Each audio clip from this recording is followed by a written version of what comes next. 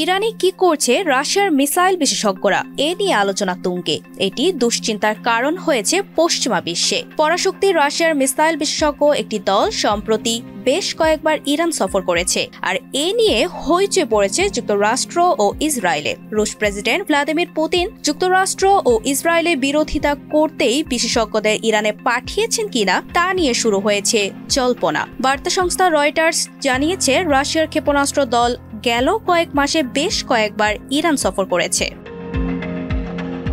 Lily হালাল beauty soap, BSTI কর্তৃক সনদপ্রাপ্ত দেশের প্রথম হালাল বিউটি সোপ, দীপ্তিময় উজ্জ্বল ত্বকের জন্য। এই দলটিতে বেশ কয়েকজন তীক্ষ্ণ বুদ্ধি সম্পন্ন বিশেষজ্ঞ রয়েছেন যারা রাশিয়ার প্রতিরক্ষার সাথে যুক্ত।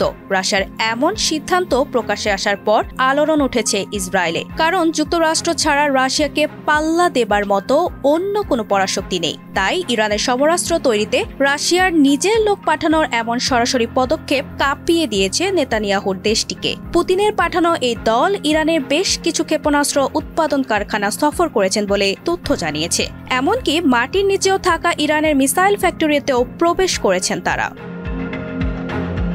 তথ্য অনুযায়ী ইরান সফরে যাওয়া এসব ব্যক্তিরা রাশিয়ার সামরিক বাহিনী উচ্চ পদস্থ কর্মকর্তা। এই দলে দুইজন রয়েছেন আকাশ প্রতিরক্ষা ব্যবস্থা বিশেষজ্ঞ সহ আর্টিলারি ও রকেট নিয়ে উচ্চ পর্যায়ে কাজ করা ব্যক্তিরাও। এছাড়াও পুতিন বাহিনীর অত্যাধুনিক সমরাস্ত্র প্রযুক্তি নিয়ে কাজ করা একজনও ছিলেন ইরান সফরে দলটিতে। তবে এই সফর এমন এক সময়ে হচ্ছে যখন যুক্তরাষ্ট্রকে মোকাবেলার সক্ষমতা নিয়ে কাজ করছে আয়াতুল্লাহ খামেনির দেশটি। গেল বছর ইসরায়েলের মাটিতে ইরানের 2 শতাধিক মিসাইলের হামলার পর দুই দেশের উত্তেজনা চূড়ান্ত রূপ নিয়েছে। অক্টোবরে ইসরায়েলে এই হামলার আগের মাসেও রাশিয়ার মিসাইল প্রতিনিধিরা ইরানে গেছেন বলে জানিয়েছে রয়টার্স। ইউক্রেনের সাথে যুদ্ধ শুরুর পর থেকে রাশিয়াকে নিঃশর্ত সমর্থন দিচ্ছে ইরান। এমনকি ইরানের অস্ত্র দিয়ে রাশিয়ার যুদ্ধ করছে বলে অভিযোগ উঠেছে বারবার।